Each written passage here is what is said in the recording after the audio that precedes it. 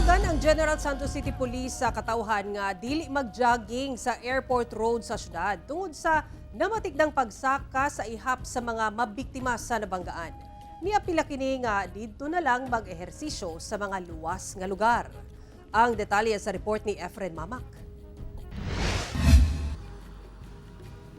Hawan kung tan-awon ang airport road sa General Santos City. Apan, dili matud pa kini kakumpiyansaan tungod paspas ang mga sakyanan nga nagaagi sa maong kalsada. Butang nga delikado ilabi na sa mga individual kinsa naga-jogging sa maong kalsada. Matud sa General Santos City Police, ubay-ubay na ka mga individual ang nadisgrasya sa maong kalsada. Kaya ng uban, pakusog, labi ng makainom.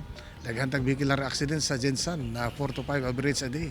Ngag tiulan, labi na gabi nga umabot ag 10 to 15 ang atong traffic accident o vehicular accident. Mao nga itaas ang atong physical injuries. Matud ni Marvin Timan, usa ka taxi driver sa Jensan Airport, hapon o sayo sa buntag, dagsa kuno ang mag-jogging sa maong lugar. Busa, nabalaka kini nga basig makabangga. Pagkagabi, mga 4 o mga 5, mga kadlawon. Oh, buntag na. Kami sir, mupaspas yung migdagan kaya tungkol sa mong pasayro manggod.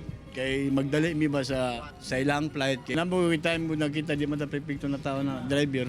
Busa gisugyot karon sa GSCPO nga kung mamahimo mobali na lang sa ubang lugar nga luwas mag-jogging ug likayan ang airport road. Panawagan yun na to, labi na katong mga joggers nga dili na ta sila mag-jogging diya sa tong airport roads, labi na diya sa gawas sa atong diversion road kayo dili man na jogging lane gud diya. Naman tay Ubal Plaza na Plaza General nga safety. Kauban si Gary Balantay, Efren Mamak, 1 Mindanao.